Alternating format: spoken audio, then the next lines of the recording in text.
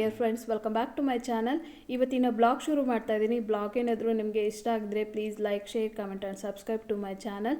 ಮೈಸೂರಲ್ಲಿ ಯಾವ್ಯಾವ ಟೆಂಪಲ್ಗೆ ಹೋಗಿದ್ದೆ, ಆಮೇಲೆ ಏನೇನು ತಿಂದ್ವಿ, ಆಮೇಲೆ ಏನು ಪರ್ಚೇಸ್, ವರಮಹಾಲಕ್ಷ್ಮಿ ಹಬ್ಬ 2 ತಿಂಗಳು ಇದ್ದಾಗಲೇ ಏನು ಶಾಪಿಂಗ್ ಮಾಡೋಕ್ಕೆ ಹೋಗಿದ್ವಿ ಅಂತ ಇವತ್ತಿನ ವಿಡಿಯೋದಲ್ಲಿ ಇರುತ್ತೆ. ಹಾಗೆ ಓಲ್ಡ್ ಮೆಮೊರೀಸ್, ನಾವು ಅಲ್ಲಿ ಮೈಸೂರಲ್ಲಿ ಸ್ಟೇ ಮಾಡಿದ್ದು ಅದೆಲ್ಲದು ಇವತ್ತಿನ ಕ್ಲಿಪ್ಪಿಂಗ್ಸಲ್ಲಿರುತ್ತೆ. ಇವತ್ತಿನ ವಿಡಿಯೋ ಇಷ್ಟ ಆಗಿದೆ ಮರೀದೆ ಲೈಕ್ ಮಾಡ್ತೀರಾ. ಸೊ ಬನ್ನಿ ಇವಾಗ ಬ್ಲಾಗ್ನ ಶುರು ಮಾಡೋಣ. ಮೊದಲಿಗೆ ನಾನು ಮಂಡೇ ನೈಟ್, ಸಂಡೇ ನೈಟು 3 ಗಂಟೆಗೆ ಎದ್ದಿದ್ದೀನಿ. ಹಸ್ಬೆಂಡ್ ಹೇಳಿದರು 3 ಗಂಟೆಗೆ ಎದ್ದಾಳಬೇಕು, 5 o'clockಗೆ ಹೋಗೋಣ ಅಂತ ಹೇಳಿದರು. ಸೊ ನಾನೆಲ್ಲ ಕ್ಲೀನಿಂಗ್ ಎಲ್ಲ ಮಾಡ್ಕೊಳಕ್ಕಂತ ಅಂದ್ಬಿಟ್ಟು 3 o'clockಗೆ ಎದ್ದಿದ್ದೀನಿ. ನನಗೆ ಮಾತ್ರ 3 o'clock ಹೇಳ್ಬಿಟ್ಟು ಇವರು 5 o'clock ಎದ್ದಿದ್ದಾರೆ.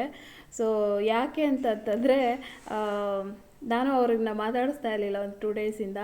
ನನಗೆ ಕೈನಿ ಮಾಸ್ಟರ್ ವಾಟರ್ ಮಾರ್ಕ್ ತೆಕ್ಕೊಡಿ ಅಂತ ಕೇಳಿದಾಗ ಅವರು ಬೈತಾಯಿದ್ರು, ನಿನಗೆ ಯೂಟ್ಯೂಬ್ ಅವಶ್ಯಕತೆ ಇದೆಯಾ ಹಾಗೆ ಹೇಗೆ ಅಂತ ಚೆನ್ನಾಗಿ ಬೈದರು.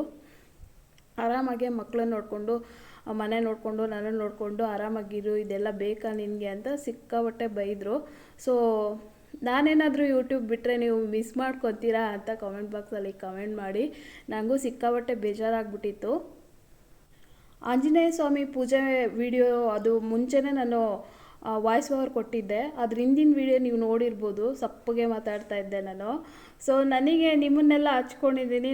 ನನಗೆ ಇವಾಗ ನಿಮ್ಮನ್ನು ಬಿಟ್ಟು ಇರೋದಕ್ಕೆ ಸ್ವಲ್ಪ ಕಷ್ಟ ಅನಿಸುತ್ತೆ. ನಿಮಗೇನಾದರೂ ಆ ಥರ ಆಗಿದ್ದರೆ ನನಗೆ ಕಮೆಂಟ್ ಬಾಕ್ಸಲ್ಲಿ ಕಮೆಂಟ್ ಮಾಡಿ. ಇವರು ಯೂಟ್ಯೂಬಲ್ಲಿ ಬೇಡ ಅಂತ ತುಂಬಾ ಇದು ಮಾಡ್ತಾ ಇದ್ದಾರೆ.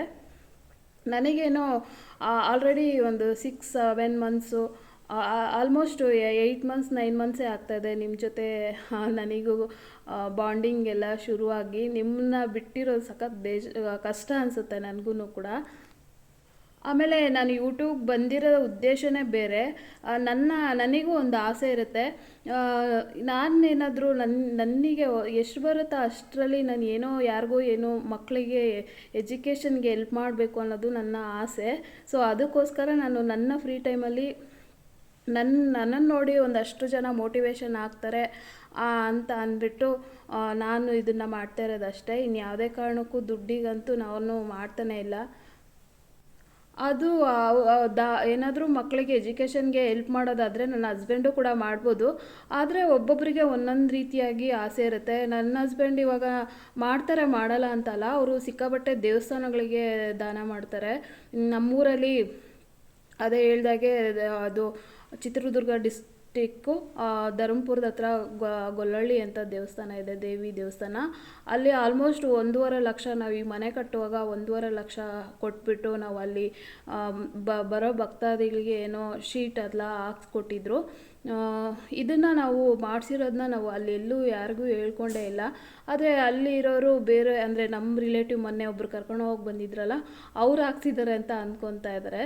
ಸೊ ಅದಕ್ಕೆ ದಾನ ಧರ್ಮ ಮಾಡಿದ್ರೆ ಇವರಿಗೆ ಹೇಳೋಕ್ಕೂ ಇಷ್ಟ ಆಗಲ್ಲ. ಮತ್ತು ಹೆಣ್ಮಕ್ಳು ಅವರಿಗೆ ಹೊರಗಡೆ ಎಲ್ಲ ದುಡಿಯೋದು ಮತ್ತು ಈ ಥರ ಎಲ್ಲ ಮಾಡೋದು ಇಷ್ಟ ಆಗಲ್ಲ. ಅವರೇ ದುಡ್ಕೊಂಬಂದು ಹಾಕಬೇಕು, ಅವರು ನಮ್ಮನ್ನು ಚೆನ್ನಾಗಿ ನೋಡ್ಕೋಬೇಕು ಅನ್ನೋ ಫೀಲಿಂಗು. ಆದರೆ ಎಲ್ಲರಿಗೂ ಅದೇ ರೀತಿಯಾಗಿ ಅವ್ರ ಥರನೇ ಇರಬೇಕಂತಂದರೆ ಆಗೋದಿಲ್ಲ. ನನಗಂತೂ ಒಂಥರ ಪಂಜರದಲ್ಲಿ ಇದ್ದಂಗೆ ಆಗೋಗ್ಬಿಡುತ್ತೆ. ನನಗೆ ಈ ಥರ ಇರೋಕ್ಕೆ ಇಷ್ಟ ಆಗಲ್ಲ. ನನಗೆ ಫ್ರೀಯಾಗಿರಬೇಕು, ನಾನೇನಾದರೂ ಮಾಡಬೇಕು, ಸುಮ್ಮನೆ ಕೂತ್ಕೊಬಾರ್ದು. ಸುಮ್ಮನೆ ಕೂತ್ಕೊಂಡು ಏನೇನೋ ಯೋಚನೆ ಮಾಡಿಕೊಂಡು ಅಳೋದು, ಸುಮ್ಮನೆ ನೆಗೆಟಿವ್ ಥಾಟ್ಸ್ ಎಲ್ಲ ಬಂದು ಹೆಲ್ತ್ ಹಾಳು ಮಾಡ್ಕೊಳ್ಳೋದಕ್ಕಿಂತ ನಾನೇನಾದರೂ ಮಾಡಿ ನನಗೇನು ಇಷ್ಟ ಅದನ್ನು ಮಾಡೋಣ ಅಂತ ಅಂದ್ಬಿಟ್ಟು ನಾನು ಯೂಟ್ಯೂಬ್ ಬಂದಿದ್ದು ಫ್ರೆಂಡ್ಸ್. ನೋಡೋಣ ಎಲ್ಲಿವರೆಗೂ ನನಗೆ ಸಾಧ್ಯ ಆಗುತ್ತೆ ಅಲ್ಲಿ ತನಕ ಮಾಡ್ತೀನಿ. ಮನೇಲಿ ಇಷ್ಟ ಇಲ್ಲ ಅಂದಾಗ ನಾವು ಅಡ್ಜಸ್ಟ್ ಮಾಡ್ಕೊಬೇಕಾಗುತ್ತೆ. ನೋಡೋಣ ಹೇಗೆ ನನ್ನ ಹಸ್ಬೆಂಡ್ನ ಚೇಂಜ್ ಮಾಡ್ತೀನಿ ಅಂತ. ಆದಷ್ಟು ಟ್ರೈ ಮಾಡ್ತೀನಿ ಯೂಟ್ಯೂಬಲ್ಲಿ ಕೆಲಸ ಮಾಡೋದಕ್ಕೆ. ಸೊ ಇವಾಗ ಸ್ನಾನ ಎಲ್ಲ ಮಾಡ್ಕೊಂಬಂದು ರೆಡಿಯಾಗಿದ್ದೀನಿ. ಇದು ತಿರುಪತಿಗೆ ಹೋದಾಗ ಒಂದು ಸಲ ಹಾಕ್ಕೊಂಡಿದ್ದೆ ಅಷ್ಟೇ ಡ್ರೆಸ್ಸು. ಇವಾಗ ಸಿಕ್ಕಾಪಟ್ಟೆ ಬಿಸಿಲು ಸೆಕೆ ಇರೋದ್ರಿಂದ ಸ್ಯಾರಿ ಹಾಕೋಬೇಕಂತ ಇದ್ದೆ. ಸ್ಯಾರಿ ಹಾಕ್ಕೊಂಡ್ರೆ ಫುಲ್ ಡೇ ಜರ್ನಿ ಇರುತ್ತೆ ಮತ್ತು ತುಂಬ ಸೆಕೆ ಇರುತ್ತೆ. ಏನಕ್ಕೆ ಸ್ಯಾರಿ ಅಂತ ಅಂದ್ಬಿಟ್ಟು ಇವಾಗ ಆ ಕಡೆ ಮೈಸೂರು ಕಡೆ ಏನಂತಂದರೆ ಫಾರಿನರ್ಸ್ ಎಲ್ಲ ಜಾಸ್ತಿ ಬರ್ತಿರ್ತಾರೆ. ಡ್ರೆಸ್ ಕೋಡೇ ಇರಲ್ಲ. ನನಗನ್ಸಿದ ಮಟ್ಟಿಗೆ ಚಾಮುಂಡೇಶ್ವರಿ ಬೆಟ್ಟದಲ್ಲಿ ಡ್ರೆಸ್ ಕೋಡ್ ಮಾಡಿದ್ರೆ ತುಂಬ ಚೆನ್ನಾಗಿರುತ್ತೆ ಅನಿಸುತ್ತೆ. ದೇವಿ ದೇವಸ್ಥಾನಕ್ಕೆ ಹೋಗ್ತೀವಿ ಅಂತಂದರೆ ಹೆಂಗೆಂಗೋ ಚಿಕ್ಕ ಪುಟ್ಟ ಡ್ರೆಸ್ಸುಗಳೆಲ್ಲ ಹಾಕ್ಕೊಂಡು ಬರ್ತಿರ್ತಾರೆ ಫಾರಿನರ್ಸು. ಮಾಡಿದ್ರೆ ಒಳ್ಳೆಯದು, ಚೆನ್ನಾಗಿರುತ್ತೆ ಅಂತ ಅಂದ್ಕೊತೀನಿ. ಎಷ್ಟೋ ದೇವಸ್ಥಾನದಲ್ಲಿ ಎಷ್ಟೋ ಚೇಂಜ್ ಮಾಡಿದ್ದಾರೆ. ಅಂದರೆ ಇವಾಗ ಕಾರ್ ಪಾರ್ಕಿಂಗು ಅದು ಇದು ಏನೇನೋ ಫುಲ್ ಎಲ್ಲ ಚೇಂಜಸ್ ಮಾಡಿದ್ದಾರೆ. ಆ ಥರ ಡ್ರೆಸ್ ಕೋಡ್ ಕೂಡ ಚೇಂಜ್ ಮಾಡಿದ್ರೆ ಒಳ್ಳೇದಂತ ಅನಿಸುತ್ತೆ. ಇವಾಗ ಸ್ನಾನ ಎಲ್ಲ ಮುಗಿಸ್ಕೊಂಡು ನಾನು 4:15ಕ್ಕೆ ಪೂಜೆ ಮಾಡ್ತಾಯಿದ್ದೀನಿ. 4:15ಕ್ಕೆ ಪೂಜೆ ಮಾಡಿದ್ರು ಇನ್ನೂ ಇವ್ರು ಎದ್ದಿರಲಿಲ್ಲ. ಹಾಗೆ ಕೂತ್ಕೊಂಡು ಕಾಫಿ ಮಾಡಿ ಅವರಿಗೆ ಹೋಗಿ ಕೊಟ್ಬಿಟ್ಟು ಆಮೇಲೆ ನಾನು ಕುಡಿತಾ ಇದ್ದೀನಿ. ಅವ್ರಿಗೆ ಹೋಗ್ಬಿಟ್ಟು ಬೆಡ್ ಕಾಫಿ ಕೊಡಬೇಕು. ಆ ಥರ ಅಭ್ಯಾಸ ಅವ್ರಿಗೆ. ಎದ್ದ ತಕ್ಷಣವೇ ಕಾಫಿ ಕುಡಿಬೇಕು. ನಮಗೆಲ್ಲ ಆ ಥರ ಆಗಲ್ಲ. ಬಾಯಿನ ತೊಳ್ಕೊಂಬಿಟ್ಟೆ ನಾನು ಕಾಫಿ ಕುಡಿಯೋದು. ಯಾವುದೇ ಕಾರಣಕ್ಕೂ ಹಂಗೆ ಎದ್ದಿದ ತಕ್ಷಣ ಏನೂ ಒಂದು ನೀರು ಕೂಡ ಕುಡಿಯೋಲ್ಲ. ಎದ್ದು ಬ್ರಷ್ ಮಾಡಿಕೊಂಡು ಫೇಸ್ ವಾಶ್ ಮಾಡ್ಕೊಂಡ್ಮೇಲೆ ಬೇರೆ ಏನಾದರೂ ಕುಡಿಯೋದಾಗಲಿ ಇದೆಲ್ಲ ಮಾಡ್ತೀನಿ. ನೆಕ್ಸ್ಟ್ ಇವಾಗ ಜರ್ನಿ ಶುರುವಾಗಿದೆ. ಲಾಸ್ಟು ಆಂಜನೇಯ ಸ್ವಾಮಿ ಪೂಜೆ ವಿಡಿಯೋ ನಾನು ಮಧ್ಯಾಹ್ನ 12 ಗಂಟೆಗೆ ಶೆಡ್ಯೂಲ್ ಮಾಡಿದ್ದೆ. ಅದು AM PM ಸೆಟ್ ಮಾಡೋದನ್ನು ನಾನು ಮಿಸ್ ಆಯಿತು, ಬೈ ಮಿಸ್ಟೇಕ್ ಆಯಿತು. ಅದು ನೈಟ್ 12 ಗಂಟೆಗೆ ಅಪ್ಲೋಡ್ ಆಗಿಬಿಟ್ಟಿದೆ. ಆವಾಗಲೇ ಒಂದು 58 ಜನ ನೋಡಿದರು ಮತ್ತು ಒಂದು 5-6 ಜನ ಲೈಕ್ ಮಾಡಿದ್ರಿ. ನನ್ನ ಮೇಲೆ ಇಟ್ಟಿರೋ ಪ್ರೀತಿ, ಅದು ಎಷ್ಟು ಪ್ರೀತಿ ಇಟ್ಟಿದ್ದೀರಾ, ತುಂಬ ಥ್ಯಾಂಕ್ ಯು ಸೋ ಮಚ್. ಮತ್ತು ಎಲ್ಲ ಇವಾಗ ಏನು ಲೈಕ್ ಮಾಡ್ತಾಯಿದ್ದೀರಾ ಎಲ್ಲರಿಗೂ ಥ್ಯಾಂಕ್ ಯು ಸೋ ಮಚ್. ಆಮೇಲೆ 5:15ಗೆ ಕಮೆಂಟ್ ಮಾಡಿದ್ದಾರೆ ಸೌಮ್ಯ. ಅದಕ್ಕಿಂತ ಮುಂಚೆನೂ ಒಬ್ಬರು ಕಮೆಂಟ್ ಮಾಡಿದರು. ನೈಟು ಯಾವಾಗಲೂ ಒಂದು 3 o'clock ಇರ್ಬೋದೇನೋ ಅಂತ ಅಂದ್ಕೊತೀನಿ. ಆಮೇಲೆ ಬೆಳಗ್ಗೆನೇ ಸೌಮ್ಯ ಗುಡ್ ಮಾರ್ನಿಂಗ್ ಅಕ್ಕ ಅಂತೆಲ್ಲ ಕಮೆಂಟ್ ಮಾಡಿದರು. ಸೊ ನಾನು ಎದ್ಬಿಟ್ಟು ನೋಡ್ತಾ ಇದ್ದೀನಿ, ವಿಡಿಯೋ ಅಪ್ಲೋಡ್ ಆಗಿಬಿಟ್ಟಿದೆ. ಏನು ಮಾಡೋದು, ಇಷ್ಟೊತ್ತಲ್ಲಿ ಅಪ್ಲೋಡ್ ಆಗಿಬಿಟ್ಟಿದೆ ಅಲ್ಲ, ಡಿಲೀಟ್ ಮಾಡಲಾ ಏನು ಅಂತ ಯೋಚನೆ ಮಾಡ್ತಾಯಿದ್ದೆ. ಬಿಡು, ಮತ್ತು ಇನ್ನೊಂದು 5 ಜನ ಆಲ್ರೆಡಿ ಲೈಕ್ ಮಾಡಿದರು ಮತ್ತು ಒಂದು 58 ಜನ ಆಲ್ರೆಡಿ ವಿಡಿಯೋ ಕೂಡ ವ್ಯೂ ಮಾಡಿದರು. ಸೊ ಹಾಗಾಗಿ ಮತ್ತೆ ಇನ್ನೇನು ಡಿಲೀಟ್ ಮಾಡೋದು ಅಂತ ಅಂದ್ಬಿಟ್ಟು ಹಾಗೆ ಹೋಗ್ಬಿಟ್ಟೆ ನಾನು. ನಂದು ರೀಚಾರ್ಜ್ ಕೂಡ ಖಾಲಿ ಆಗಿಬಿಟ್ಟಿತ್ತು. ಸೊ ಮಾಡೋಣ ಅನ್ನೋಷ್ಟೊತ್ತಿಗೆ ಇವರು ಕಾರು ಹೊರಗಡೆ ತೆಗೆದ್ರು. ಮತ್ತು ಇನ್ನೇನು ರೀಚಾರ್ಜ್ ಮಾಡೋದು ಅಂತ ಅಂದ್ಬಿಟ್ಟು ಹೋಗಿ ಕಾರಲ್ಲಿ ಕೂತ್ಕೊಂಡ್ಬಿಟ್ಟೆ. ಮತ್ತು ರೀಚಾರ್ಜ್ ಮಾಡೋದಕ್ಕೆ ಇಂಟರ್ನೆಟ್ಟೇ ಇರಲಿಲ್ಲ. ಹಾಗಾಗಿ ನಿಮ್ಮ ಕಮೆಂಟ್ಸ್ಗೂ ಕೂಡ ನಾನು ರಿಪ್ಲೈ ಮಾಡೋದಕ್ಕಾಗಲಿಲ್ಲ. ಮನೆಗೆ ಬಂದಮೇಲೆ ರೀಚಾರ್ಜ್ ಮಾಡಿಕೊಂಡೆ. ಅವ್ರಿಗೂ ಹೇಳ್ಬೋದಾಗಿತ್ತು ರೀಚಾರ್ಜ್ ಮಾಡಿಸಿ ಅಂತ. ಅದೇ ಯೂಟ್ಯೂಬಲ್ಲಿ ಕೆಲಸ ಮಾಡಬೇಡ ಅಂತ ಬೈತಾ ಇದ್ರಲ್ಲ, ಅದಕ್ಕೆ ಒಂದು 2 days ನಾನು ಮಾತಾಡ್ಸೋದಕ್ಕೆ ಹೋಗಿರಲಿಲ್ಲ. ಸೊ ಅದಕ್ಕೋಸ್ಕರ ಮನೆಗೆ ಬಂದಮೇಲೆ ರೀಚಾರ್ಜ್ ಮಾಡಿಕೊಂಡು ಆಮೇಲೆ ವೈಫೈ ಇದೆ ಮನೇಲಿ. ವೈಫೈ ಇದು ಮಾಡಿಕೊಂಡು ನಾನು ಮನೆಗೆ ಬಂದಮೇಲೆ ರೀಚಾರ್ಜ್ ಮಾಡಿಕೊಂಡು ಎಲ್ಲರಿಗೂ ರಿಪ್ಲೈ ಮಾಡಿದೆ. ಆಂಜನೇಯನ ಸ್ವಾಮಿ ಪೂಜೆ ವಿಡಿಯೋಗೂ ಹಿಂದೆ ನಾನು ಸಪ್ಪಗೆ ಮಾತಾಡ್ತಾ ಇದ್ನಲ್ಲ, ಇದೇ ರೀಸನ್ನು. ಯಾಕೆ ಸಪ್ಪಗೆ ಮಾತಾಡ್ತಾ ಇದ್ನ ಅಂದರೆ ಇದೇ ರೀಸನ್ನು. ಇವಾಗ ನಂಜನಗೂಡಿಗೆ ರೀಚ್ ಆಗಿದ್ದೀವಿ. ನಂಜನಗೂಡು ರೀಚ್ ಆದ ತಕ್ಷಣ ಈ ಥರ ಸ್ಟ್ಯಾಚು ಬರುತ್ತೆ ಶಿವಂದು. ಮೇಯ್ನ್ ನಾವು ಫಸ್ಟು ನಂಜನಗೂಡಲ್ಲಿ ಪೂಜೆ ಮಾಡಿಸ್ಬೇಕಾಗಿತ್ತು ಮಕ್ಕಳಿಗೋಸ್ಕರ. ಅದಕ್ಕೋಸ್ಕರ ಮೊದಲಿಗೆ ಇವಾಗ ನಂಜನಗೂಡಿಗೆ ಬಂದಿದ್ದೀವಿ. ಮಗಳಿಗೆ ತುಲಾಭಾರ ಮತ್ತು ಮಗನಿಗೂ ಕೂಡ ಅಲ್ಲಿ ನದಿಯಲ್ಲಿ ಉಪ್ಪು ಮತ್ತು ಬೆಲ್ಲ ಕೊಡ್ತಾರೆ, ಹೆಲ್ತ್ ಚೆನ್ನಾಗಿರಲಿ ಅಂದ್ಬಿಟ್ಟು ಆ ಥರ ಮಾಡ್ತಾರೆ. ಸೊ ಇವಾಗ ನಂಜನಗೂಡು ಟೆಂಪಲ್ಗೆ ರೀಚ್ ಆಗಿದ್ದೀವಿ. ಸುಮಾರು ವರ್ಷ ಆಯಿತು ನಾನು ನಂಜನಗೂಡಿಗೆ ಬಂದು. ಆಲ್ಮೋಸ್ಟು ಒಂದು 6-7 years ಆಯಿತು ಅನಿಸುತ್ತೆ ನಂಜನಗೂಡಿಗೆ ಬಂದುಬಿಟ್ಟು. ಸೊ ಇವಾಗ ಬರ್ತಾಯಿದ್ವಿ. ಬಿಸಿಲಂತೂ ಹೇಳಂಗೆ ಇಲ್ಲ, ಸಖತ್ ಬಿಸಿಲು, ಸೆಕೆ. ಕಂಪೇರ್ ಮಾಡಿದ್ರೆ ಬೆಂಗಳೂರು ಬೆಸ್ಟ್ ಅಂತ ಅನಿಸುತ್ತೆ. ಅದಕ್ಕೆ ಎಲ್ಲ ಸ್ಟೇಟ್ಸವರು, ನಮ್ಮ ಸ್ಟೇಟ್ನವರು ಎಲ್ಲರೂ ಲೈಕ್ ಮಾಡೋದು ಬೆಂಗಳೂರನ್ನೇ. ಅಲ್ಲಿ ಮೈಸೂರಲ್ಲಿ ಒಂದು ಸ್ವಲ್ಪ ಬಿಸಿಲು ಜಾಸ್ತಿ ಅಂತ ಅನಿಸ್ತಾ ಇತ್ತು. ಸಿಕ್ಕಾಬಟ್ಟೆ ಬೆಳಗ್ಗೆನೇ ಎಷ್ಟು ಬಿಸಿಲಿತ್ತು ಅಂತಂದರೆ ವಿಚಿತ್ರ ಬಿಸಿಲಿತ್ತು. ಇಲ್ಲಿ ಉರುಳ್ಸೇವೆ ನೋಡ್ತಾ ಇರ್ಬೋದು. ಬೆಳಗ್ಗೆ ನಾವು 8-8:15 ನಾವು ದರ್ಶನಕ್ಕೆ ಹೋಗಿದ್ದು. ಆವಾಗಲೇ ಎಷ್ಟು ಬಿಸಿಲಿದೆ ನೋಡಿ. ಅಲ್ಲಿ ಎಲ್ಲೇ ದೇವಸ್ಥಾನಕ್ಕೆ ಹೋದರೂ ಇವರು ಸ್ಪೆಷಲ್ ದರ್ಶನ ಮಾಡಿಸ್ಕೊಳ್ಳೋಕ್ಕೆ ಯಾರನ್ನಾರು ಒಂದು ಹೆಸ್ರು ಹೇಳ್ಬಿಡ್ತಾರೆ. ಹೆಸ್ರು ಹೇಳ್ದು ಎಲ್ಲ ದೇವಸ್ಥಾನದಲ್ಲೂ ಒಬ್ರು ಇಂಥವ್ರು ಇದ್ದೇ ಇರ್ತಾರೆ. ಇಲ್ಲಿ ಬ್ಲೂ ಶರ್ಟ್ ಇದೆ ಅಲ್ಲ, ಅವರು ಸ್ಪೆಷಲ್ ದರ್ಶನ ಮಾಡಿಸ್ಕೊಟ್ರು ನಮಗೆ. ದೇವ್ರ ಮುಂದೆನೇ ಹೋಗ್ಬಿಟ್ಟು ನಮಸ್ಕಾರ ಮಾಡ್ಕೊಳ್ಳೋಂಗೆ ಮಾಡಿದ್ದು. ಅಂದರೆ ಅಲ್ಲೇನೂ ಅಷ್ಟು ಕ್ಯೂ ಏನೂ ಇರಲ್ಲ, ಬಟ್ ಆದ್ರೂ ಮುಂದೆಗಡೆ ಸ್ಪೆಷಲಾಗಿ ದರ್ಶನ ಮಾಡೋ ಥರ ಮಾಡಿದರು. ಅಂದರೆ ಯಾವುದೋ ದೊಡ್ಡವ್ರ ಹೆಸರು ಹೇಳಿದಾಗ ಈ ಥರ ಒಬ್ರು ಯಾರಾದರೂ ಎಲ್ಲ ದೇವಸ್ಥಾನಗಳಲ್ಲೂ ಇರ್ತಾರೆ, ದುಡ್ಡು ಮಾಡೋಕ್ಕಂತಲೇ ಇರ್ತಾರೆ ಇಂಥವ್ರು. ಅಲ್ಲಿ ನಾನು ಒಳಗಡೆ ಎಲ್ಲ ಏನು ಶೂಟ್ ಮಾಡಲಿಲ್ಲ. ಮಾಡ್ಬೋದು, ಎಲ್ಲರೂ ಫೋಟೋಸ್ ಎಲ್ಲ ತೆಗಿತಿದ್ರು. ಇಷ್ಟು ದೊಡ್ಡ ದೇವಸ್ಥಾನದಲ್ಲಿ ಒಳಗಡೆ ಮೊಬೈಲೆಲ್ಲ ಅಲೋ ಮಾಡ್ತಾಯಿದ್ರು. ನಾವು ಹೋಗಿರೋ ಪ್ಲೇಸು ಅದು ಪುಣ್ಯಕ್ಷೇತ್ರಗಳಲ್ಲಿ ಹೋದಾಗ ಬೇಡ, ಸುಮ್ಮನೆ ಇವಾಗ ಸೋಷಿಯಲ್ ಮೀಡ್ಯಾದಲ್ಲಿ ಬಂದರೆ ಅಕಸ್ಮಾತ್ ತುಂಬ ತೊಂದರೆ ಆಗ್ಬೋದೇನೋ ಅಂತ ಅಂದ್ಬಿಟ್ಟು ಒಳಗಡೆ ಏನೂ ಶೂಟ್ ಮಾಡೋಕ್ಕೆ ಹೋಗಲಿಲ್ಲ. ಜಸ್ಟ್ ಹೊರಗಡೆ ಮಾತ್ರ ಮಾಡಿದೆ. ಈಗ ದರ್ಶನ ಎಲ್ಲ ಮುಗಿಸ್ಕೊಂಡ್ವಿ. ದರ್ಶನ ಮುಗಿಸ್ಕೊಂಡು ಇವಾಗ ಅಯ್ಯಪ್ಪ ಹಿಂದೆನೇ ಬರ್ತಾ ಇದ್ದಾರೆ ನೋಡಿ, ಪ್ರಸಾದ ಇಟ್ಕೊಂಡು. ಆ ಪ್ರಸಾದಕ್ಕೆ ಒಂದು 500 ತೊಗೊಂಡಿದ್ದಾರೆ. ಮತ್ತು ಅಯ್ಯಪ್ಪಂಗೆ ಎಲ್ಲ ಸ್ಪೆಷಲಾಗಿ ದರ್ಶನ ಮಾಡಿಕೊಟ್ಟಿದ್ದಕ್ಕೆ ಒಂದು 500 ರೂಪಾಯಿ ಕೊಟ್ಟರು. ಅದೇ ಅವ್ರಿಗೆ ಎಷ್ಟು ಇಷ್ಟ ಆಗುತ್ತೋ ಅಷ್ಟು ಕೊಡ್ತಾನೆ ಇರ್ತಾರೆ. ಎಲ್ಲ ದೇವಸ್ಥಾನದಲ್ಲೂ ಹಿಂಗೆ ಮಾಡ್ತಿರ್ತಾರೆ. ಆ ಪ್ರಸಾದಕ್ಕೇ ಸ್ವೀಟ್ ಪೊಂಗಲ್ ಮತ್ತು ಖಾರ ಪೊಂಗಲ್ಗೆ ಮತ್ತು ಒಂದೆರಡು ಲಡ್ಡುಗೆ ಒಂದು 500 ರುಪೀಸ್ ಕೊಟ್ಟರು. ಸೊ ಇವಾಗ ದರ್ಶನ ಮುಗಿಸ್ಕೊಂಡು ಹೊರಗಡೆ ಬಂದಿದ್ದೀವಿ. ನಾವು ಒಳಗಡೆ ಇರೋದು ಲಿಂಗ, ಅದಕ್ಕೆ ನಾಗಲಿಂಗ ಪುಷ್ಪ. ಮೈಸೂರು ಸಿಟಿ ಒಳಗಡೆ ನಾವು ಊಟಕ್ಕಂತ ಹೋಗುವಾಗ FM ಅಲ್ಲಿ ಕೋಇನ್ಸಿಡೆನ್ಸ್ ಅಂತ ಅನ್ಬೋದು.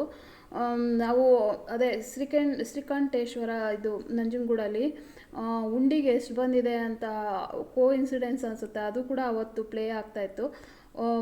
ಮೇ ತಿಂಗಳು, ಒಂದು ತಿಂಗಳಲ್ಲೇ ಉಂಡಿಗೆ 1.5 ಕೋಟಿ ದುಡ್ಡು ಬಿದ್ದಿದೆ ಅಂತೆ. ಸೂಪರ್ ಅಲ್ಲ ಅಂತ ಅಂದ್ಕೊಂಡ್ವಿ.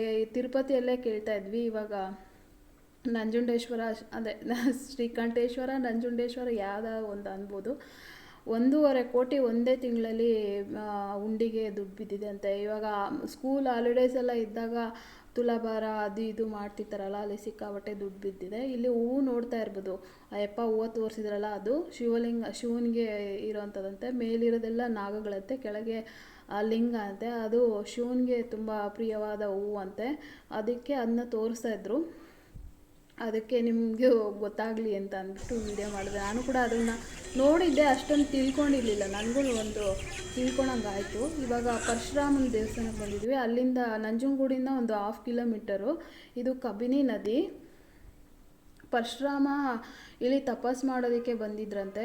ಅದೇ ಅವರ ಕತೆ ಏನಾದರೂ ಗೊತ್ತಿದ್ದರೆ ಪರಶುರಾಮಂದು ನಿಮಗೆ ಗೊತ್ತಾಗುತ್ತೆ.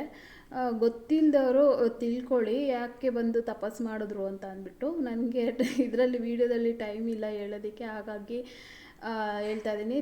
ಅಲ್ಲಿ ಪರಶುರಾಮನ ಹತ್ರ ಏನು ಅಂದ್ಕೊತೀವಿ ಅದು ಉಪ್ಪು ಬೆಲ್ಲ ಕೊಟ್ಬಿಟ್ಟು ಅಲ್ಲಿ ಮಾರ್ತಿರ್ತಾರೆ. ಉಪ್ಪು ಬೆಲ್ಲ ಅದನ್ನ ತಗೊಂಡೋಗ್ಬಿಟ್ಟು ಅಲ್ಲಿ ದೇವಸ್ಥಾನದಲ್ಲಿ ಅಲ್ಲಿ ಮುಂದೆಗಡೆ ಇಡ್ತಾರೆ.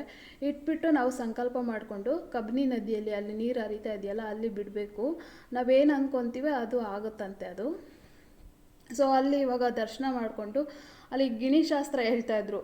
ಆ ಗಿಣಿಶಾಸ್ತ್ರ ಹೇಳೋತ್ರ ಆ ಜಾಗ ಇದೆಯಲ್ಲ, ಎಷ್ಟು ಸ್ವರ್ಗ ಇದ್ದಂಗೆ ಇತ್ತು ಗೊತ್ತಾ. ಆ ಬಿಸಿಲಿಗೆ ಅಲ್ಲಿ ಎಷ್ಟು ಕೂಲ್ ಅಂತ ಅಂದರೆ ಹೇಳೋಕ್ಕಾಗಲ್ಲ. ಅಲ್ಲಿರೋ ಹಸುಗಳು, ಗಿಡಗಳು ಎಷ್ಟು ತಂಪಾಗಿ, ಅಲ್ಲೇನಾರು ಸುಮ್ಮನೆ ಹಿಂಗೆ ಕುತ್ಕೊಂಡ್ರೂ ಸಾಕು, ಹಂಗೆ ಅಷ್ಟು ನಿದ್ದೆ ಹೊಡೆದ್ಬಿಡ್ತೀವಿ, ಅಷ್ಟು ನಿದ್ದೆ ಬರುತ್ತೆ.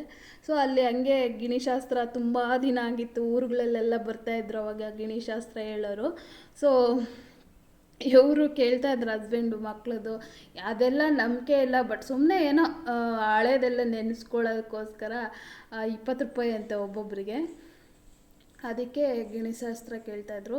ಸೊ ನಾನು ಇವ್ರದ್ದೆಲ್ಲ ಕೇಳಿದ್ರು, ನಂದು ಕೇಳಿ ಅಂತ. ನನಗೂ ಒಂದು ಕುತೂಹಲ ಅಲ್ವಾ, ಸುಮ್ಮನೆ ಏನು ಹೇಳ್ತಾರೆ ನೋಡೋಣ ಅನ್ನೋದಕ್ಕೆ ಕೇಳಿ ಅಂತ ಅಂದಾಗ ಅವ್ರು ಫಸ್ಟಿಗೆ ಏನು ಹೇಳ್ಬಿಟ್ರು, ನೀವು ಜಾತಕ ನೋಡೋಂಗೆ ಇಲ್ಲ, ಜಾತಕ ನೀವು ನೋಡಿಸ್ಲೇಬೇಡಿ, ನಿಮಗೇನಾಗಿದೆ ಜಾತಕ ನೋಡೋಂಥದ್ದು ಅಂತ ಹೇಳ್ತಾಯಿದ್ರು. ಸೊ ಮತ್ತೆ ತೆಗೆದ್ರು, ಏನೋ ರೇಣುಕಾ ಎಲ್ಲಮ್ಮ ಬಂದರು. ಅದು ಜಾತಕ ಇದರಲ್ಲಿ ಅದು ಗಿಣಿ ತೆಗೆದುಕೊಟ್ಟಿದ್ದು ಕಾರ್ಡಲ್ಲಿ ಸ್ವಲ್ಪ ಏನೇನೋ ಹೇಳ್ತಾಯಿದ್ರು.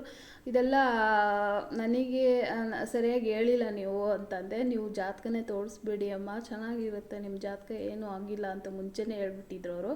ಸೊ ನೆಕ್ಸ್ಟ್ ಇವಾಗ ಶಾಸ್ತ್ರ ಎಲ್ಲ ಕೇಳಿಕೊಂಡು ಅಲ್ಲಿ ಕಬಿನಿ ನದಿ ಹತ್ರನೂ ಹೋಗ್ಬಿಟ್ಟು ಅಲ್ಲಿ ಅರಶಿನ ಕುಂಕುಮ ನದಿಗೆ ಬಿಟ್ಬಿಟ್ಟು ಒಂದು ಸ್ವಲ್ಪ ನೀರು ತಲೆ ಮೇಲೆ ಹಾಕ್ಕೊಂಡು ಇವಾಗ ಬೆಟ್ಟಕ್ಕೆ ಹೋಗ್ತಾ ಇದ್ದೀವಿ. ಬೆಟ್ಟಕ್ಕೆ ಹತ್ತೋಕ್ಕೂ ಮುಂಚೆ ಅಲ್ಲಿ ಗಾಡಿ ನಿಲ್ಲಿಸಿದ್ರು. ನನ್ನ ಮಗಳಿಗೆ ರೇಗಿಸ್ತಾ ಇದ್ದೆ. ಇಲ್ಲಿ ಚಾಮರಾಜಪೇಟೆ ಹತ್ರ ಇದೆ. ಅವಳಿಗೆ ಸುದೀಪು ಮತ್ತು ಕಾಮಿಡಿ ಚಿಕ್ಕಣ್ಣ ಅವರು ತುಂಬಾ ಇಷ್ಟ ಆಗ್ತಾರೆ. ಇಲ್ಲೇ ಚಾಮರಾಜಪೇಟೆ, ಚಿಕ್ಕಣ್ಣ ಅವ್ರು ಇಲ್ಲೇ ಇದ್ದಾರೆ, ಹೋಗೋಣ ಅಂತ ರೇಗಿಸ್ತಿದ್ದೆ ಅವಳನ್ನು. ಸುಮ್ಮನೆ ಇರಮ್ಮ ಹಂಗೆ ಹಿಂಗೆ ಅಂತ ಅವಳು ಇದು ಮಾಡ್ತಾಯಿದ್ಲು. ಸೊ ಇವಾಗ ಬೆಟ್ಟಕ್ಕೆ ಬಂದುಬಿಟ್ಟು ಕಾರ್ನ ಅಲ್ಲಿ ಪಾರ್ಕ್ ಮಾಡ್ತಾಯಿದ್ವಿ. ಈ ಮಾಲ್ಗಳಲ್ಲೆಲ್ಲ ಮಾಡ್ತಾರಲ್ಲ ಆ ಥರ ಕಾರ್ ಪಾರ್ಕಿಂಗ್ ಮಾಡಿದ್ದಾರೆ. ಸೊ ಇವಾಗ ಇಲ್ಲಿ ಶಾಪಿಂಗ್ ದೇವಸ್ಥಾನಕ್ಕೆ ಹೋಗ್ತಾಯಿದ್ವಿ. ಶಾಪಿಂಗ್ಗಳು ನೋಡ್ತಾ ಇರ್ಬೋದು. ಒಬ್ಬ ತಾತ ಮತ್ತು ಅಜ್ಜಿ ಕೇರ್ಫುಲ್ಲಾಗಿರಿ, ಏಜ್ ಆದವ್ರಂತೂ ಅಲ್ಲಿ ಹಸುಗಳಿರ್ತವೆ, ಗುದ್ದೇ ಬಿಡ್ತು ಪಾಪ ಅವರು ಅವತ್ತು. ಆ ತಾತ ತೀರ್ಕೋಬೇಕಾಗಿತ್ತು ಅನಿಸುತ್ತೆ. ನಾನು ನನ್ನ ಮಗಳು ಸ್ಟೆಪ್ಸ್ ಹತ್ತಾ ಇದ್ವಿ, ಹಿಂದ್ಗಡೆ ಅಜ್ಜಿ ಇದ್ದಾರೆ, ಮುಂದ್ಗಡೆ ತಾತ ಬರ್ತಾ ಇದ್ದಾರೆ. ಹಸು ಬಂದುಬಿಟ್ಟು ಗುದ್ದುಬಿಡ್ತು. ಗುದ್ದಾಗ ಹಸ್ಬೆಂಡು ಮತ್ತು ಮಗ ಹಸು ಇತ್ತಲ್ಲ ಮುಂದೆಗಡೆ ಇದ್ದರು, ಅವರಿಂದ ನಾವಿದ್ವಿ. ಪಾಪ ಅಜ್ಜಿನ ಹಸ್ಬೆಂಡು ಮತ್ತು ಮಗ ಇನ್ನೊಂದಷ್ಟು ಜನ ಎತ್ತಿದ್ರು. ಇಲ್ಲಿ ತಾತ ನನಗೆ ಮತ್ತು ನನ್ನ ಮಗಳ ಕಾಲ ಹತ್ರ ಬಿದ್ದುಬಿಟ್ರು. ಸಖತ್ ಬೇಜಾರಾಯಿತು ನನಗಂತ. ಸದ್ಯ ಏನೂ ಆಗಲಿಲ್ಲ ಪಾಪ, ನಾವುಗಳೆಲ್ಲ ಅಡ್ಡ ಬಂದಿದ್ದರಿಂದ ಅವ್ರಿಗೇನೂ ಆಗಲಿಲ್ಲ. ಕೂದಲು ಬೇರೆ ಇಲ್ಲ ತಲೆಯಲ್ಲಿ, ಬಿದ್ದಿದ್ರಂತೂ ಏನಾದರೂ ಪೆಟ್ಟಾಗಿ ತೀರ್ಕೊಂಡೋಗಿರ್ತಿದ್ರೇನೋ. ಪಾಪ ಏಜ್ ಆಗಿತ್ತು, ಆಲ್ಮೋಸ್ಟ್ ಒಂದು 70 ಇಯರ್ಸ್ ಆಗಿತ್ತು. ಓಡಾಡೋಕ್ಕೆ ಬರದೇ ಇದ್ದಾಗ ಸ್ವಲ್ಪ ಕೇರ್ಫುಲ್ಲಾಗಿರ್ಬೇಕು ಹಸುಗಳ ಹತ್ರ, ನಾಯಿ ಹತ್ರ. ಯಾವಾಗ ಏನು ಮಾಡ್ತವೆ ಅಂತಲೇ ಅರ್ಥ ಆಗಲ್ಲ, ಮೂಕು ಪ್ರಾಣಿಗಳು ಅವಕ್ಕೂ ಗೊತ್ತಾಗಲ್ವಲ್ಲ. ಸೊ ಇನ್ನು ದರ್ಶನ ಎಲ್ಲ ಮುಗಿಸ್ಕೊಂಡು ಇವಾಗ ಸಿಟಿ ಕಡೆ ಹೊರಡ್ತಾ ಇದ್ದೀವಿ. ವರಮಹಾಲಕ್ಷ್ಮಿ ಹಬ್ಬಕ್ಕೂ ಮುಂಚೆನೇ ನಾನು ಮೈಸೂರು ಸಿಲ್ಕ್ ಸ್ಯಾರಿ ತೊಗೋಬೇಕು ಅಂತ ಇತ್ತು. ತರೋಣ ಅಂತ ಅಂದ್ಬಿಟ್ಟು ನಮ್ಮ ಫ್ಯಾಮಿಲಿ ಫ್ರೆಂಡ್ಗೆ ಫೋನ್ ಮಾಡಿದ್ವಿ. ನಾವು ಮೈಸೂರಲ್ಲೇ ಇದ್ದಿದ್ದಲ್ಲ, ಆವಾಗ ನಮ್ಮ ಫ್ಯಾಮಿಲಿ ಫ್ರೆಂಡುಗಳು ತುಂಬ ಜನ ಇದ್ದಾರೆ, ಅವ್ರಿಗೆ ಫೋನ್ ಮಾಡಿದ್ವಿ ಸ್ಯಾರಿ ಎಲ್ಲಿ ತೊಗೊಳ್ಳೋದು ಅಂತ ಅಂದ್ಬಿಟ್ಟು. ಅಲ್ಲೇ ನಾವು ಬೆಟ್ಟ ಇಳಿದ ತಕ್ಷಣ ಒಂದಷ್ಟು ಕಾವೇರಿ ಮೈಸೂರು ಸಿಲ್ಕು ಶಾಪು ಮತ್ತು ಪ್ಯಾಲೇಸ್ ಮೈಸೂರು ಸಿಲ್ಕು ಅಂತ ಏನೇನೋ ಒಂದಷ್ಟು 4-5 ಶಾಪುಗಳು ಬರುತ್ತೆ. ಅಲ್ಲಿ ಒಂದು ಒಳ್ಳೆ ಕ್ವಾಲಿಟಿ ಸಿಗಲ್ಲ ಅಂತ ಹೇಳ್ಬಿಟ್ಟು ಇವರು ಫ್ಯಾಕ್ಟ್ರಿಗೆ ಕರ್ಕೊಂಬಂದರು. ಇದು ಮೈಸೂರಲ್ಲಿರುವಂಥ Agrahara Mysore silk factory main branch ಇದು ಬೆಂಗಳೂರಲ್ಲಿ. ಇವರವು ಬೆಂಗಳೂರಲ್ಲೂ ಕೂಡ ಇದ್ದಾವೆ, ಗಾಂಧಿ ಬಜಾರಲ್ಲಿದೆ, ಜಯನಗರದಲ್ಲಿದೆ, ಮಲ್ಲೇಶ್ವರಮಲ್ಲಿದೆ ಅಂತೆ, MG ರೋಡಲ್ಲಿದೆ ಅಂತೆ, ಇನ್ನೊಂದಷ್ಟು ಎಲ್ಲೋ ಹೇಳ್ತಾಯಿದ್ರು. ಸೊ ನಾವು ತರೋಣ ಅಂತ ಹೋದ್ವಿ, ಆದರೆ ಸ್ಯಾರಿ ಕಲೆಕ್ಷನ್ನೇ ಇಲ್ಲ. ಆಲ್ಮೋಸ್ಟ್ ಒಂದು 200 ಸ್ಯಾರಿ ಇದ್ದರೆ ಹೆಚ್ಚೆಚ್ಚು ಅನಿಸುತ್ತೆ. ಕಾಂಟ್ರಾಸ್ಟು ಸ್ಯಾರಿಗಳು ಬಂದು ಒಂದು 3 ಇದ್ದು, ನನಗೆ ಇಷ್ಟ ಆಗಲಿಲ್ಲ. ಸೊ ಅದಕ್ಕೆ ಬೆಂಗಳೂರಲ್ಲೇ ತೊಗೊಳ್ಳೋಣ ಅಂತ ಅಂದ್ಬಿಟ್ಟು ವಾಪಸ್ ಬಂದ್ವಿ. ಒಂದು ಸ್ಟಾರ್ಟಿಂಗ್ ಪ್ರೈಸ್ ಬಂದುಬಿಟ್ಟು 25,000ಇಂದ 30,000 ಸ್ವಲ್ಪ ಕಾಂಟ್ರಾಸ್ಟು, ಇನ್ನೂ ಸ್ವಲ್ಪ ಚೆನ್ನಾಗಿ ಹೋಗ್ತೀನಿ ಅಂದರೆ 50,000 ಇದೆ. ಅಷ್ಟು ಕಾಸ್ಟ್ಲಿ ಆಗಿಬಿಟ್ಟಿದ್ದಾವೆ ಮೈಸೂರು ಸಿಲ್ಕು. ಬಟ್ ನಾನು ತೊಗೋಬೇಕಂತಲೇ ಹೋಗಿದ್ದೆ. ಸಿಂಪಲ್ ಬಾರ್ಡ್ರ್ ಇರೋದು 25,000. ನೋಡಿದ್ರೆ ಅಷ್ಟೊಂದು ಮೈಸೂರು ಸಿಲ್ಕ್ ಅಂತ ಅನಿಸೋದೇ ಇಲ್ಲ. ಸೊ ಮತ್ತು ಕಲರು ಕಾಂಟ್ರಾಸ್ಟಲ್ಲಿ ಕಲರ್ ನನಗೆ ಇಷ್ಟ ಆಗಲಿಲ್ಲ, ನಾನು ಅಂದ್ಕೊಂಡಿದ್ದ ಕಲರು ನನಗೆ ಸಿಗಲಿಲ್ಲ. ಸೊ ಹಾಗಾಗಿ ವಾಪಸ್ ಬಂದ್ವಿ. ಡಿಸಪಾಯಿಂಟ್ ಆಯಿತು. ನಾನು ಮೈಸೂರಲ್ಲೇ ತೊಗೋಬೇಕು, ಮೆಮೊರಿ ಇರುತ್ತೆ ಅಂತ ಅಂದ್ಕೊಂಡು ಹೋಗಿದ್ದೆ, ಆದರೆ ತೊಗೊಳಕ್ಕಾಗಲಿಲ್ಲ. ಸೊ ನೋಡೋಣ, ಜುಲೈಯಲ್ಲಿ ನಮ್ಮದು ವೆಡ್ಡಿಂಗ್ ಆ್ಯನಿವರ್ಸರಿ ಇರುತ್ತೆ, ಆವಾಗ ಲಲಿತ್ ಮಹಲ್ ಪ್ಯಾಲೇಸ್ಗೆ ಬುಕ್ ಮಾಡ್ತೀನಿ, ಸ್ಟೇ ಆಗೋಣ ಅಂತ ಹೇಳ್ತಿದ್ರು. ಬೇಡ, ನಾನೇನಾದರೂ ಗೋಲ್ಡ್ ಕೊಡಿಸ್ಕೊಳ್ಳೋಣ ಅಂತ ಅಂದ್ಬಿಟ್ಟು ಬೇಡ ಅಂತ ಅಂದೆ. ಸುಮಾರು ಒಂದು 4-5 ಇಯರ್ಸ್ ಆಯಿತು ನಾನು ಮೈಸೂರಿಗೆ ಬಂದು. ನಾವು ಕೇರಳ ಟ್ರಿಪ್ ಹೋಗಿದ್ವಿ ವಯನಾಡ್ಗೆ, ಆವಾಗ ಹೋಗಿದ್ದು. ವಯನಾಡಲ್ಲಿ ನಮ್ಮ ಮಡಿಕೇರಿ ದೇವ್ರನಾಡು ಅಂತ ಹೇಳ್ತಾರಲ್ಲ, ವಯನಾಡು ಕೂಡ ಅಷ್ಟೇ ದೇವ್ರನಾಡು, ತುಂಬಾ ಚೆನ್ನಾಗಿದೆ. ಎಂತೆಂಥ ಪ್ಲೇಸಸ್ ಇದೆ. ಅಲ್ಲಿ ಕೂಡ ನಾವು ಒಬ್ಬರನ್ನ ಗೈಡನ್ನ ಇಟ್ಕೊಂಡು ಕರ್ಕೊಂಡು ಹೋಗಿದ್ವಿ. ಇನ್ನೂ ಎಷ್ಟೊಂದು ಪ್ಲೇಸಸ್ ನೋಡೋದಿತ್ತು, ಒಂದಿನ 1 ಡೇ ಫುಲ್ಲು ನೋಡೋದಿತ್ತು. ಆದರೂ ನಮಗೆ ಟೈಮ್ ಇಲ್ಲ ಅಂತ ಅಂದ್ಬಿಟ್ಟು ಬಂದ್ವಿ. ಸೊ ಮತ್ತೆ ಮೈಸೂರೆಲ್ಲ ಊಟಕ್ಕೆ ಹೋಗ್ತಾಯಿದ್ದೀವಿ ಇವಾಗ. ಅರಮನೆ ಹತ್ರ ಹಂಗೆ ಊಟ ಎಲ್ಲ ಮುಗಿಸ್ಕೊಂಡು ಅದ್ರ ಮುಂದೆನೇ ಬರಬೇಕಲ್ಲ, ಹಾಗೆ ಬರ್ತಾಯಿದ್ವಿ. RR ಹೋಟೆಲ್ಗೆ ಹೋಗಿದ್ವಿ. RR ಹೋಟೆಲ್ ಅಂದರೆ ಬಿರಿಯಾನಿಗೆ ಫೇಮಸ್ ಅಲ್ಲ, ಆದರೆ ನಾವು ದೇವಸ್ಥಾನಕ್ಕೆ ಹೋಗಿದ್ದರಿಂದ ನಾನ್ ವೆಜ್ ತಿನ್ನಲಿಲ್ಲ. ನನ್ನ ಮಗ ಇದು non veg hotel, veg non veg ಎರಡೂ ಇದೆ RR ಹೋಟೆಲಲ್ಲಿ. ನಾನ್ ವೆಜ್ ಇದೆ ಇಲ್ಲಿ ಅಂದ, ವೆಜ್ಜು ನಾನ್ ವೆಜ್ ಎರಡೂ ಇದೆಯಲ್ಲ, ಬಿರಿಯಾನಿ ತಿನ್ನು ಅಂದೆ. ಖುಷಿಯಾಗ್ಬಿಟ್ಟ ಅವನು. ನಾನು ಹೋಗ್ಬಿಟ್ಟು ಅವಲೇ ಕುತ್ಕೊಂಡಿದ್ವಿ. ಹಸ್ಬೆಂಡ್ ಬಂದುಬಿಟ್ಟು ನಿನಗೆ ಬಿರಿಯಾನಿ ಬೇಕಂತ